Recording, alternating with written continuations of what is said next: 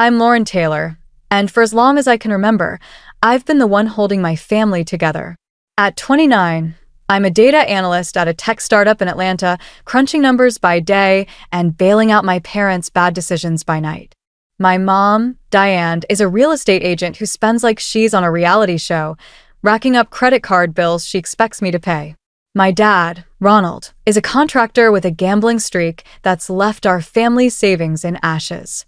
My brother, Marcus, tries to play chef with restaurants that never last, funded by loans I've given that somehow vanish into my parents' pockets. Growing up in a modest Atlanta neighborhood, I learned early to be the responsible one, the one who fixed things. My grandmother, Evelyn, was the only one who saw me as more than a paycheck. She taught me to stand tall and think sharp, lessons I'd need sooner than I thought. One evening, my phone buzzed with a text from Diane. "Sweetheart, dinner at our place tonight. Something special planned.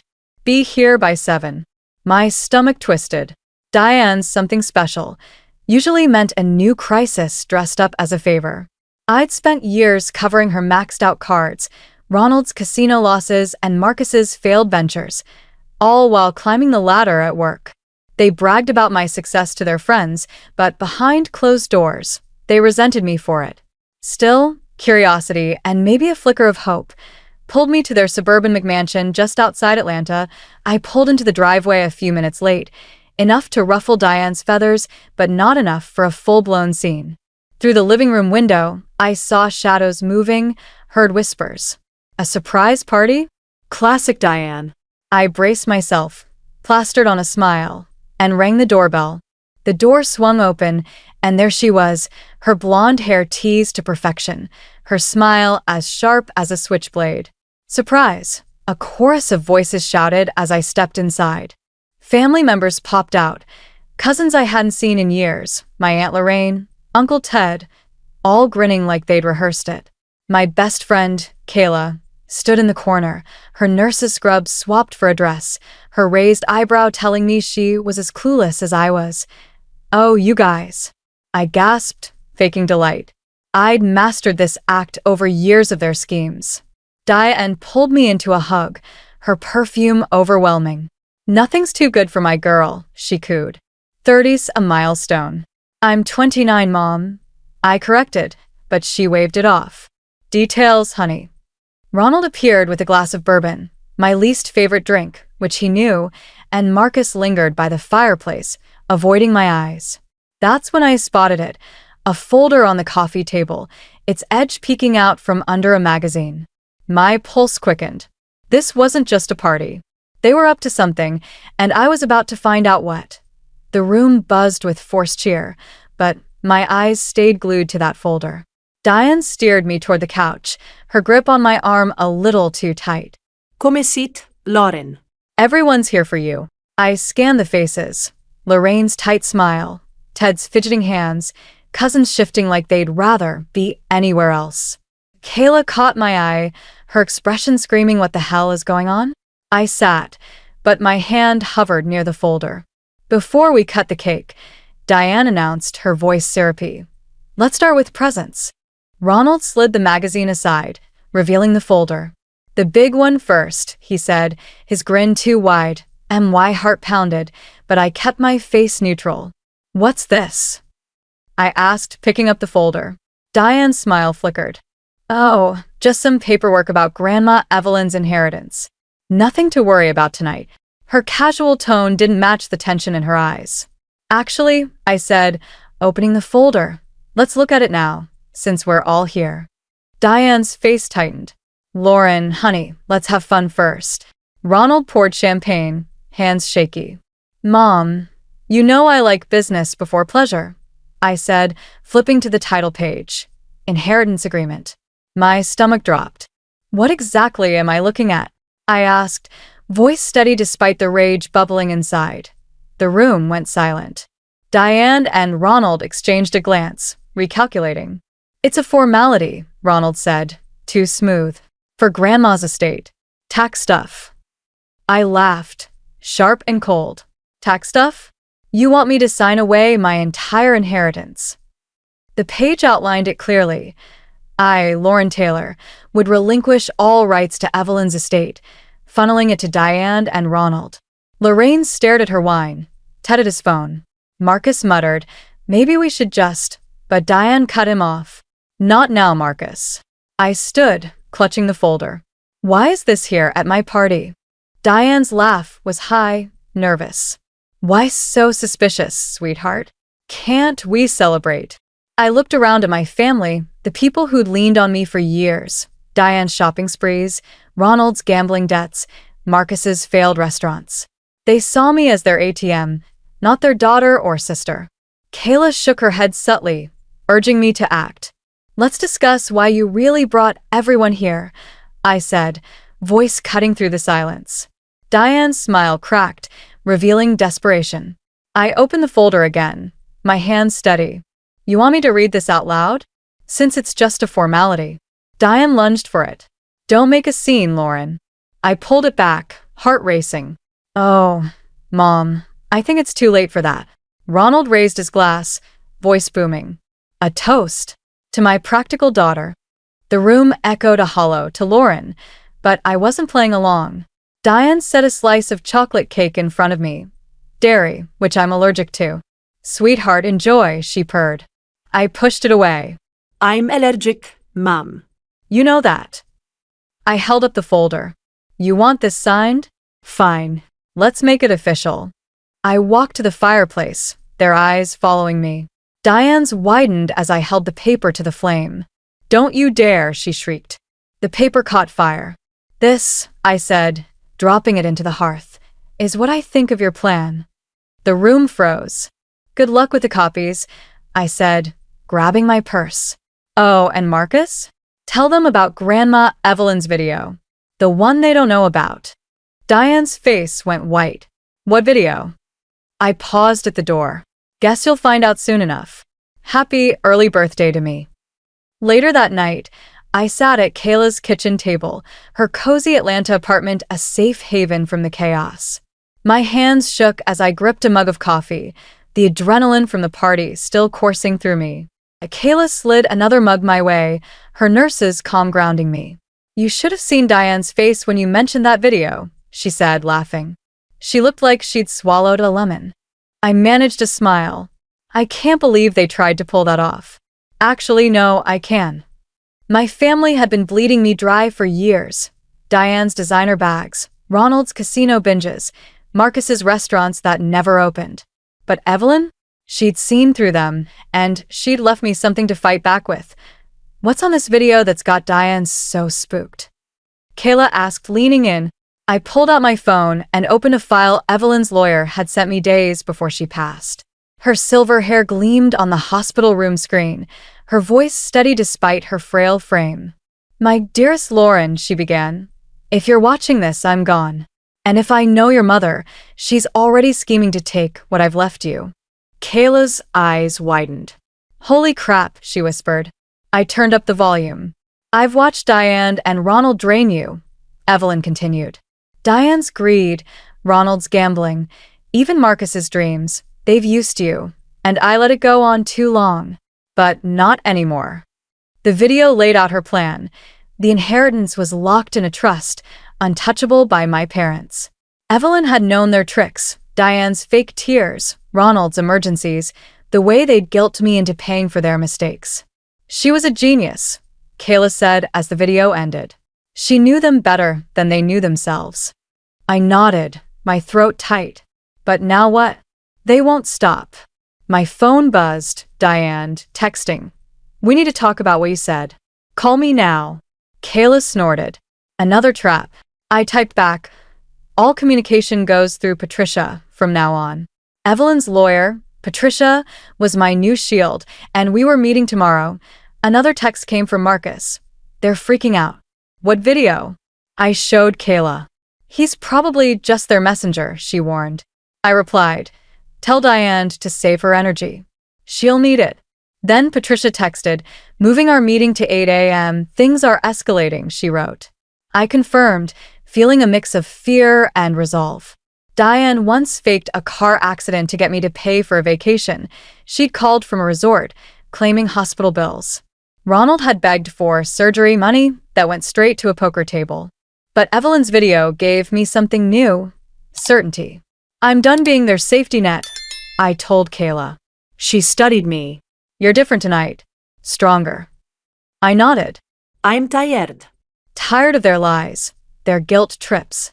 Tomorrow, I'm taking back my life.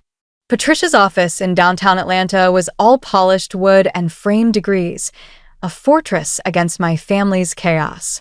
At exactly 8 a.m., she locked the door behind me, her sharp eyes scanning me. Your mother called me 19 times last night, she said, settling at her desk. Ronald tried to show up at my house. I smirked. Sounds about right. I set my folder of bank records on her desk, years of transfers, loans, and debts I'd paid for Diane and Ronald. Did they threaten you? I asked. Patricia's smile was thin. Diane tried to fire me. Forgot I work for Evelyn, not her. She opened a thick file. Evelyn was meticulous. She knew what they'd try. I pulled out my phone to play the rest of Evelyn's video. Her face reappeared, sterner now. Lauren, my dear, here's what I've done. Your inheritance is in a trust, locked so Diane and Ronald can't touch it, even through you. Patricia paused the video. The conditions are specific. The money's for your living expenses, verified charities, or businesses unconnected to your family. If they challenge it, 50% goes to charity automatically. I leaned back, stunned. She thought of everything. Patricia nodded. There's more. Evelyn's voice continued. If they pressure you, a clause donates half to charity. I've left evidence, records of their lies, loans, manipulations, to protect you. Patricia handed me a USB drive. This has it all. Bank statements, voicemails, proof of every time they used you. Evelyn wanted you to know you're not imagining it. I clutched the drive, its weight grounding me. She really did think of everything. Patricia pulled out a letter. We're sending this to your family today, outlining the trust's terms. They'll fight it, but the more they do, the more they lose. My phone buzzed, Diane again. I answered on speaker. Lauren, where are you? She demanded. With Patricia, I said. You're on speaker. Patricia chimed in. Diane, you'll get the trust details today. Any challenge, and 50% goes to charity. Silence. Then Diane's voice, I see. This is Evelyn's revenge, isn't it? I shook my head. No, Mom. It's her protection for me. I ended the call. That went as expected, Patricia said, handing me another file. This is everything else Evelyn left. Personal messages, more evidence. Are you ready for what's next? I stood, gripping the USB. For the first time, I am. Diane and Ronald would come at me hard, but Evelyn had armed me with the truth. Tomorrow, they'd see just how unbreakable her plan was. 3 days later, Diane swept into my office in Midtown Atlanta, her designer heels clicking past reception like she owned the place. She wore her best suit and carried a takeout bag from my favorite taco joint, except she'd brought shrimp tacos, which I'm allergic to. Darling, she said, breezing in, I brought lunch. Those shrimp tacos you love. I kept typing, not looking up. I'm allergic to shrimp, Mom. Always have been. She set the bag down, waving it off. Oh, silly me. No matter. We need to talk. I glanced her. Everything was in Patricia's letter. She perched on my desk, her perfume cloying. Your father and I overreacted at the party. We could have handled it better, but surely we can compromise. Her voice was all honey, but her eyes were sharp. I kept working. No compromise. The trust terms are clear. She leaned closer. Terms can be changed, Lauren. Laws can be interpreted. I met her gaze. Any challenge, and half the inheritance goes to charity. Clear enough. Her smile faltered. Don't be difficult. We're your parents. Everything we've done is for you. My phone buzzed. Marcus. Mom's there, right? Dad sent her. I showed Diane the text. Really? Then I pulled up bank records. Was it for me when you opened credit cards in my name? Or when you used my loan for Marcus's restaurant to pay your boutique bills? Her face hardened. You've been spying on us? No, Evelyn kept records. Every transfer, every lie. I clicked through files, VO and its mails of her begging for emergency cash that funded vacations. Evelyn didn't understand our family, Diane snapped. Our dynamic, where I'm the bank and you're the withdrawer? I countered. She stood, smoothing her skirt. You're not reasonable today, but think carefully. Do you want to destroy our family over money? She slid an envelope across my desk. Ronald had our lawyer draft a new agreement. It benefits everyone. I didn't touch it. No loopholes, ma'am. The charity clause kicks in. I hit the intercom. Security, please escort someone out. Diane's eyes flashed. You ungrateful. She stopped as two guards appeared. Think about what you're doing, Lauren. I said, turning back to my screen. Goodbye, Mom. As she was let out, she called. This isn't over. But for the first time, I knew it was. I chose the Southern Grill, a ritzy Atlanta steakhouse Ronald loved for its private booths and high roller vibe. I arrived early, setting up my laptop with Patricia's documents, bank statements, loan records, proof of Ronald's scams. He walked in right on time, wearing his deal-closing tie, his smile fading when he saw my setup. Lauren, you look great, he said, leaning in for a hug. I stayed seated. That seat. He hesitated, then slid into the booth. I thought we'd have a nice dinner, just us. We will, I said, after we talk. The waiter approached. Ronald ordered a double bourbon. I stuck with water. Always so serious, he chuckled, but his hand shook. Mom was upset after your meeting, he said. Was she upset about bringing shrimp tacos I'm allergic to, or trying to rewrite Evelyn's will? His face tightened. We've been thinking. I cut him off, opening my laptop. Before you start, look at this. I showed him bank transfers from last year, when he begged for $60,000 for emergency surgery. The dates matched payments to his bookie. Evelyn kept records, I said. Like this loan for Marcus's restaurant that ended up in your offshore account. His face paled. That's private. No, Dad, that's fraud. I pulled up more files, credit cards he'd opened in my name in college, maxed out and left for me to pay. You said you were building my credit. I showed mortgage payments I'd made for their house, called temporary but never repaid. Enough, he snapped, slamming his hand on the table. Heads turned. You're right, I said calmly. It is enough. That's why Evelyn locked the inheritance. His eyes darted, calculating. Family helps family, Lauren. We did this for you. I pulled up one last file, a life insurance policy he'd taken out on me without my knowledge. Like this? His face drained of color. I can explain, save it. Here's the deal. Stop trying to get around Evelyn's terms. No visites, no low follies, no guilt trips. Or these go to the FBI. He slumped back, defeated. You turn on your own father? You turned on me first, I said, closing my laptop. You and Mom both. I stood, gathering my things. I'm donating 20% of the inheritance to gambling recovery programs. Consider it your legacy. He stared at his empty glass. Diane won't accept this. She doesn't have a choice. Neither do you. As I walked out, I texted Patricia. It's done. Dad knows. Her reply was instant. Diane's called 3 times. Ready for tomorrow? I glanced back at Ronald, still frozen in the booth. Ready, I typed. Tomorrow, they'd face the full truth. Patricia's conference room felt like a pressure cooker, packed with my family's tension. Diane sat at one end, her face a mask of fury. Ronald slouched beside her, hungover and defeated. Marcus sat halfway down the table, caught between us, his chef's bravado gone. Cousins, aunts, and uncles filled the rest, their silence heavy. Patricia closed the door. We're here to discuss Evelyn's inheritance terms. Diane cut in. We're here because Lauren's lost her mind. I pressed a remote, dimming the lights. Actually, we're here to watch something.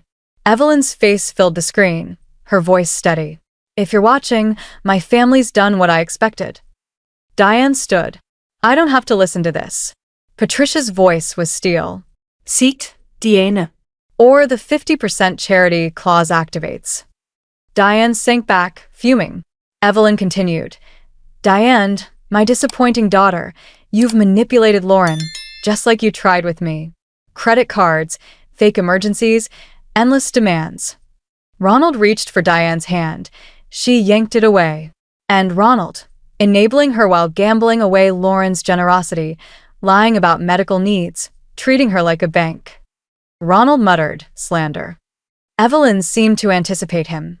Every word is documented. Every loan, lie, manipulation. The screen shifted to documents, bank records, voicemails, proof of their schemes.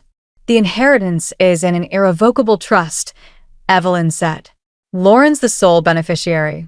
Any challenge triggers charitable donations. Diane snapped. We know this. Evelyn's face returned. Lauren, open the envelope Patricia gave you. I broke the seal, pulling out a document. Patricia nodded. Read it aloud. I cleared my throat. Evelyn Brooks, transfer all controlling shares of Brooks Construction to Lauren Taylor, effective immediately. Diane's scream echoed. The company? You're giving her dad's company? Evelyn's voice cut through. The one you and Ronald have been destroying with embezzlement. Marcus spoke up, voice shaky. Is that true? Have you been stealing from the company? Ronald protested, but his eyes betrayed him. Patricia distributed folders, proof of unauthorized transfers, falsified reports. This is why you needed the inheritance, I said, to cover your tracks. Diane's composure cracked. We had expenses. Like your gambling? Marcus asked Ronald. Or mom's shopping? Diane gasped. How dare you? Marcus moved closer to me. I'm done covering for you. Patricia announced, Lauren now controls Brooks Construction. Your corporate accounts are frozen. Ronald stammered. I'm CEO. Not anymore, I said, pointing to his resignation letter. Sign it or face criminal charges. Diane lunged for the folders, but Patricia pulled them back. This isn't over, Diane hissed. Then 50% goes to charity, I said. And the SEC gets these records. Ronald signed, hands trembling. Evelyn's voice closed. Diane, you taught Lauren about loyalty. Ronald, you showed her betrayal. This is her graduation from your manipulation. I picked up the resignation letter. Patricia will handle the transition. We're done. Diane called after me. We're still your parents. I turned back. Yes, and that's the saddest part. You could have just been my parents. The door closed, their world crumbling behind me. Sunlight poured through the windows of Evelyn's old office at Brooks Construction, the leather chair creaking as I settled in. I traced the worn armrests, remembering spinning in it as a kid while Evelyn told me stories of building this company from nothing. A knock broke my thoughts. Marcus walked in, carrying 2 coffee cups, his chef's white swapped for suit. First board meeting, he said, handing me a cup. Nervous? I smiled. A little. Ready for your new role? As head of corporate social responsibility, he'd be steering our community projects. Feels right, he said. Better than chasing restaurants with dad's dirty money. My phone buzzed. Diane, your father's in the hospital. Call me. Marcus glanced at it. The old medical emergency trick? I showed him a credit card alert. Ronald was at a Vegas casino. Classic, Marcus sighed. I had no idea where that money came from. I should have asked. I nodded. Evelyn knew. That's why she taught me the business. My assistant's voice crackled through the intercom. The board's ready. I straightened my jacket. Show them in. The room filled with skeptical executives, their eyes sizing up the 29-year-old now running their company. I'd seen those looks before, from Diane, from Ronald. Good morning. I began, clicking through my presentation. Brooks Construction is changing. Ethical practices, profit sharing, community investment. Slide by slide, their doubt turned to intrigue. We're launching the Evelyn Brooks Foundation, I concluded. 20% of profits will fund financial literacy and family counseling, breaking cycles of abuse. The room buzzed with discussion. Marcus nodded, proud. My phone pinged. Kayla, they're here. I excused myself and headed to the lobby, where Diane and Ronald argued with security, looking smaller, less threatening. "Let them up," I said. Diane rushed forward. "Finally, you're reasonable." I stopped her. "I'm not changing anything." I handed them envelopes. Info on gambling and financial counseling programs.